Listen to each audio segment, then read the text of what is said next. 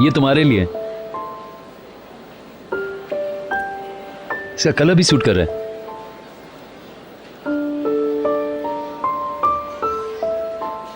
जाके ट्राई तो कर लो कम से कम।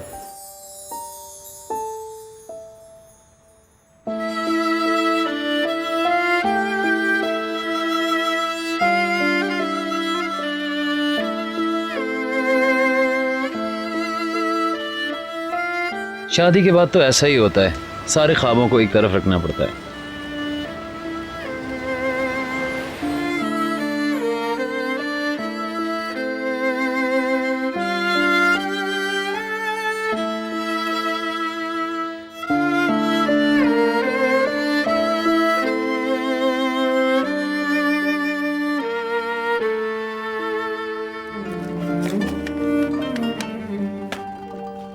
ओह माशाअल्लाह, ये तो बहुत खूबसूरत है, बिल्कुल तुम पे गया है। थैंक्स।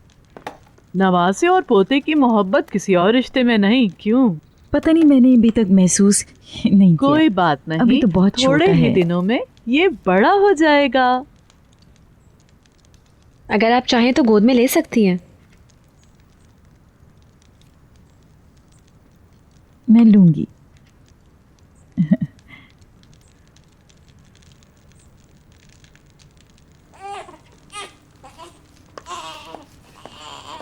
मैडम, आपका वाइटामिन। थैंक्स। बिलान प्लीज ये मत करो, थोड़ा इंतजार कर लो। Okay, I am sorry. बेसब्रा। मैं खाना खाने जा रहा हूँ, मुझे बहुत भूख लग रही है। ये सिर्फ खाने या तहाइफ के बारे में सोचता है और कुछ नहीं। उसे अकेला छोड़ दो, वो शायद बड़ों की गुफ्तगू के लिए खुद को तैयार कर रहा है। बहलूल भी घर नहीं आया, वो और ज्यादा चिड़चिड़ा हो जाएगा। हाँ, वो है कहाँ? मुझे कुछ अंदाजा नहीं है। उसने कहा था कि वो यहाँ आएगा। क्या उसने इरादा बदल लिया है? हो सकता है कि उसे कोई और पुरकशिश दावत मिल गई हो। उसने वादा किया था, अगर वो नहीं आया तो मुझे बहुत मायूसी होगी।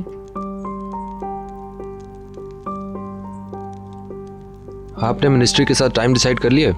हाँ, जुम्मे की सुबह 9 बजे। इतनी जल्दी? आप वक्त पे कैसे पहुंचेंगे?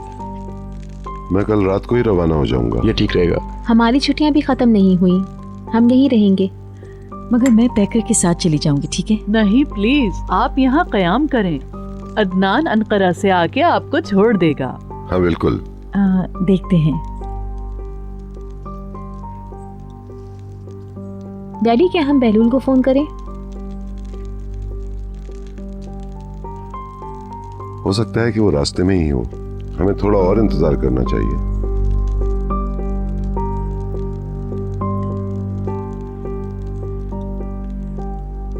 मैं तुम्हें फार्म की सैर कराऊंगी। पहले मैं डोरक को सुला दूं? इसका बाप फिरिदून की देखभाल कर सकता है, तुम खुद को ब्रेक दो। लाओ, इसे मुझे दे दो, इसे मैं देखता हूँ। तुम्हारा कमरा ऊपर है पैकर, तुम चाहो तो अपने बच्चे को वहाँ ले जा सकती हो। अपने डैड के पास आ जाओ। बाहर बहुत ठंड है। ओके। इससे पहले कि वो रोए, हमें चलना चाहिए। मैं मदमुसैल के पास जाती हूँ।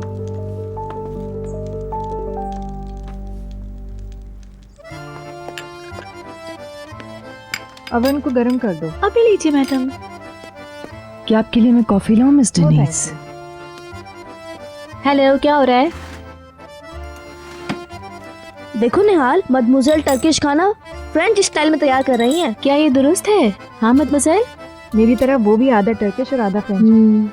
और डेजर्ट के तौर पर तिरामिसू, साथ में होगा प्रोफिटरोल और क्रीम बवरवा सर्व किया जाएगा। राइट मदमुज़ेल? बिल्कुल ठीक। शेफ मुज़ेल आपकी खिदमत में पेश है। हाँ।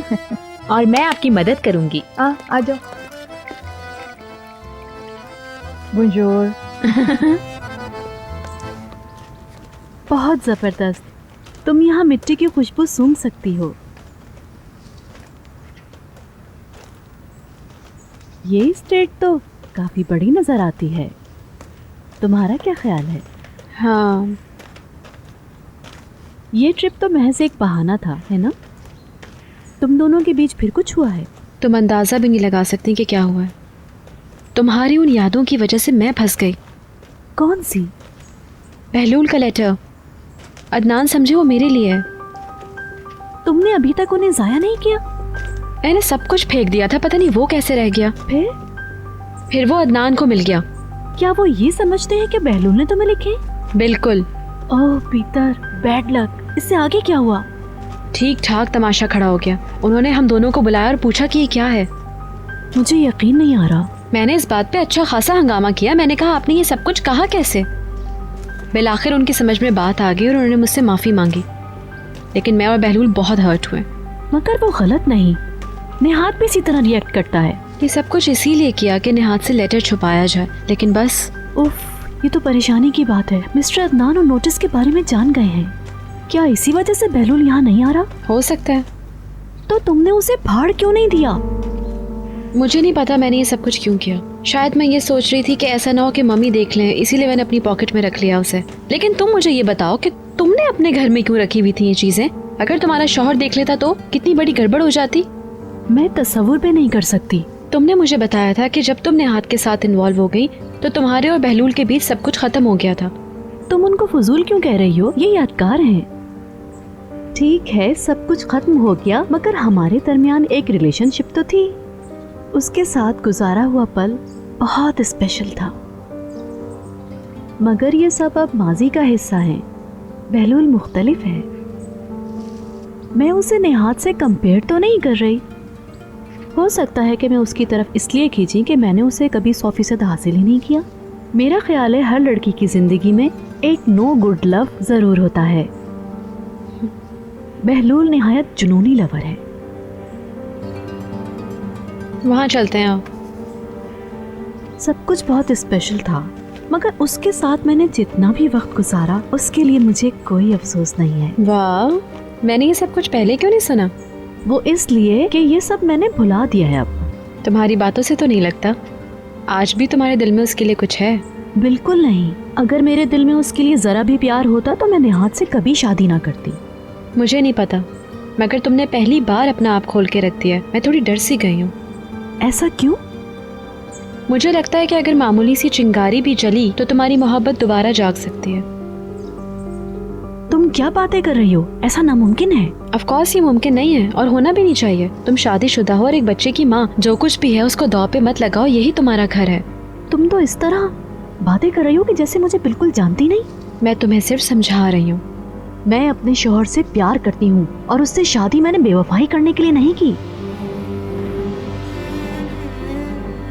प्लीज अब तुम कभी दोबारा इस तरह की बात नहीं करना। आओ चल के घोड़े देखते हैं।